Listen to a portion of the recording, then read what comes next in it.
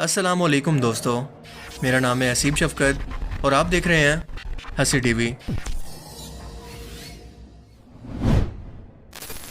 फितना दज्जाल से मुतल्लिक मुसलसल अहादीस से ये बात साबित है कि वो और उसका फितना दुनिया में हर एक जगह पर दाखिल हो सकेगा सिवाय मक्का और मदीना शहर के, जिनके हर एक दाखिली दरवाजे पर फरिश्ते पहरा देने के लिए खड़े होंगे और दज्जाल और इसके पैरोकारों को यहाँ से भगा देंगे।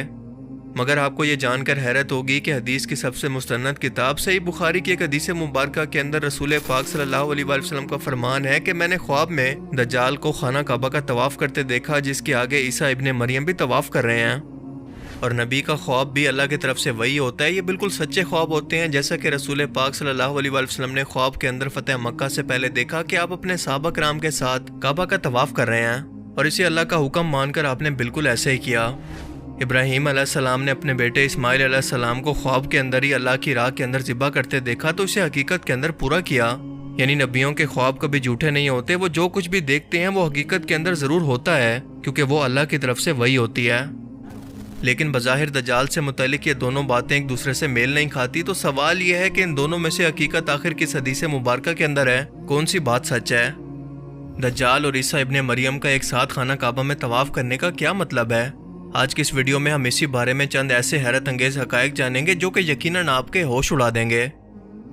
लेकिन सबसे पहले सही बुखारी की इस मुकम्मल हदीस मुबारक पर गौर करें कि रसूल पाक सल्लल्लाहु अलैहि वसल्लम का फरमान है कि बेशक अल्लाह काना नहीं, जबकि मसीह दज्जाल की दाईं आंख कानी है जैसे अंगूर का फूला हुआ दाना हो। और मैंने खुद को ख्वाब के अंदर काबा के पास देखा तो क्या देखता हूँ कि एक गंदी रंगत का आदमी है, अपने आसपास मौजूद लोगों से बहुत ही खूबसूरत। इसके बाल घुंघराले हैं और दोनों कंधों के दरमियान लटक रहे हैं, सर से पानी के कतरे टपक रहे हैं। वो दो मर्दों के कंधे पर अपने दोनों हाथ रखे हुए काबा का तवाफ कर रहे हैं। मैंने पूछा कि ये कौन है, तो कहा गया कि ये मसीह इब्ने मरियम है। फिर मैंने घुंघराले बालों वाले एक दूसरे शख्स को देखा जो कि इनके पीछे था। इसकी दाईं आंख कानी थी। मेरे देखे हुए लोगों में वो इब्ने कतन की शक्ल से मिलता जुलता था। ये भी एक दूसरे शख्स के कंधों पर अपने हाथ रखे हुए बैतुल्लाह का तवाफ कर रहा था। मैंने पूछा कि ये कौन है, कहा गया कि ये मसीह दज्जाल है। ये हदीस मुबारक बुखारी और मुस्लिम दोनों के अंदर मौजूद है। इस सही हदीस मुबारक से एक बात तो साबित होती है कि दज्जाल खाना काबा के अंदर भी दाखिल होगा, वहाँ पर तवाफ भी करेगा और ईसा इब्ने मरियम की इतना अंदाज और आदात को अपनाकर खुद को लोगों का मसीहा जाहिर करके इन्हें गुमराह करने की कोशिश करेगा। क्योंकि हदीस मुबारक में है कि हज़रत ईसा अलैहिस्सलाम आसमान से दमिश्क की एक जामिया मस्जिद के मीनार पर दो फरिश्तों के कंधों पर हाथ रखे हुए उतरेंगे, और तवाफ़े काबा के वक्त भी बिल्कुल यही फरिश्ते इनके साथ होंगे, और दज्जाल इसी चीज़ को हूबहू अपनाकर एक शख्स के कंधे पर हाथ रखकर इनके पीछे पीछे ईसा इब्ने मरियम की तरह बनने की कोशिश कर रहा होगा। और जहाँ तक इस बात का ताल्लुक है कि इसे ये इजाज़त कैसे और क्यों मिली, ये बहुत ही लॉजिकल सवाल है जिसका मतलब ना समझने की वजह से अक्सर लोग गुमराह भी हो चुके हैं। दरअसल मामला ये है कि यह वाक़या जिस वक्त होगा उस वक्त तक दज्जाल नहीं बना होगा, इसने खुदाई का दावा नहीं किया होगा, और जब तक कोई शख्स कोई गुनाह कर ना ले इसकी सज़ा उसको नहीं दी जा सकती। हालांकि अल्लाह से कोई बात छुपी हुई नहीं है, वो हर बात को जानता है कि कौन शख्स कौन सा गुनाह करेगा, इसकी तकदीर में क्या लिखा है। मगर जब तक वो शख्स इस गुनाह को कर ना ले इसकी सज़ा नहीं पा सकता। इसकी सबसे बड़ी मिसाल शैतान की है, क्योंकि हम सभी लोग जानते हैं कि वो जिन्नात में से था, मगर इतना ज़्यादा नेक और इबादत गुजार था कि अल्लाह ने इसे आसमानों पर उठाकर फरिश्तों के अंदर शामिल कर लिया। वो इतना बड़ा आलिम था कि फरिश्तों को भी पढ़ाया करता, मगर जब इसने अल्लाह के हुक्म की नाफरमानी की तो वो शैतान बना। उसे उसी वक्त ये सज़ा देकर वहाँ से धुतकार दिया गया। हालांकि अल्लाह पाक ये बात पहले से जानते थे कि वो ये गुनाह करेगा, वो अल्लाह की नाफरमानी करेगा, लेकिन अल्लाह ने फिर भी ये जानने के बावजूद भी ये गुनाह करने से पहले उसे कोई सज़ा नहीं दी। बिल्कुल इसी तरह से जब तक नमरूद और फिरौन ने खुदाई का दावा नहीं किया, अल्लाह पाक ने तब तक इन पर अजाब को नाजिल नहीं किया।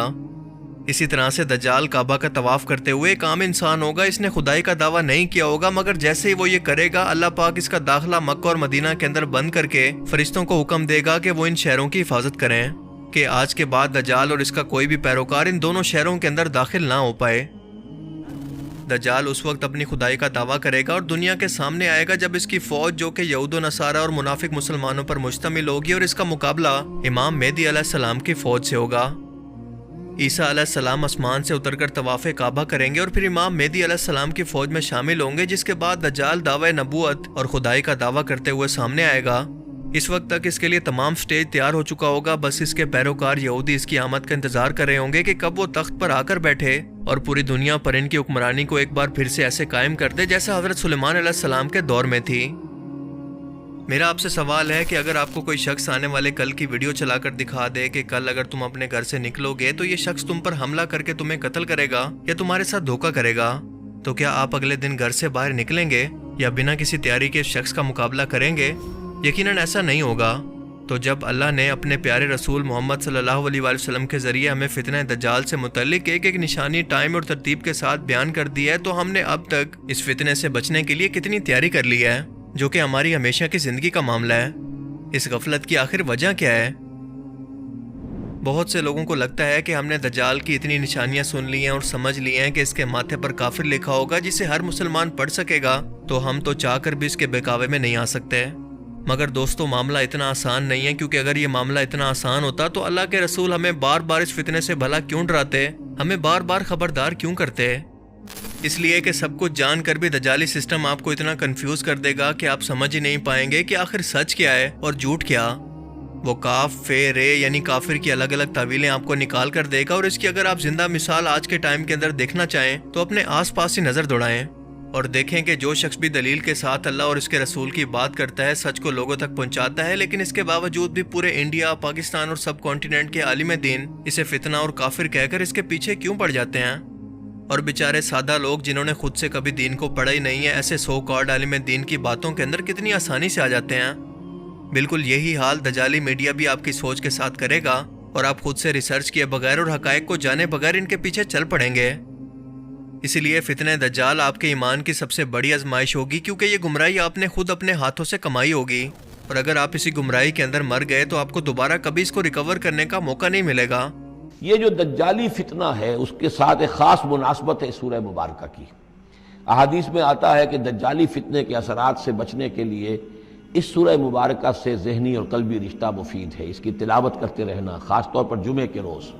اسی طریقے سے دجالی فتنہ یہ جو ہے اس پوری دنیا میں اس وقت جو فتنہ ہے وہ یہ ہے کہ مادہ پرستی کا اتنا غلبہ ہو چکا ہے ذہنوں کے اوپر، افکار کے اوپر، لوگوں کے نظریات کے اوپر، لوگوں کے اخلاق کے اوپر، لوگوں کے اقدار جو ہیں، ویلیوز جو ہیں اس کے اوپر، کہ وہ آخرت کو بالکل بھول گئے، اللہ کو بھول گئے، اسباب کے اندر گم ہے، مسبب الاسباب سے ظہور ہو گیا۔ یہ ہے بالعموم جس کا نام دجالی فتنہ ہے، کہ حقیقت کے اوپر پردہ پڑا ہوا ہے، آخرت پر دنیا کا پردہ پڑا ہوا ہے۔ یہ دنیا جو ہے در حقیقت کیا ہے؟ وَمَا الْحَيَاةُ الدُّنْيَا إِلَّا مَتَاعُ الْغُرُورِ، یہ دھوکے کا سامان ہے۔ اصل زندگی کو اس نے ڈھانپا ہوا ہے، ہم نے یہ سمجھ لیا کہ زندگی یہی ہے۔ مجھے امید ہے کہ آج کی اس ویڈیو سے آپ کو بہت کچھ نیا جاننے کو ملا ہوگا اور یہ ویڈیو آپ کو پسند آیا ہوگا۔ اگر یہ ویڈیو آپ کو اچھا لگا تو اسے لائک کیجئے، اور اب میں ملوں گا آپ سے ایک ایسی ہی نئی انٹرسٹنگ ویڈیو میں۔ تب تک کے لیے اپنا بہت سا خیال رکھیے گا۔ Thanks for watching this video. اللہ حافظ۔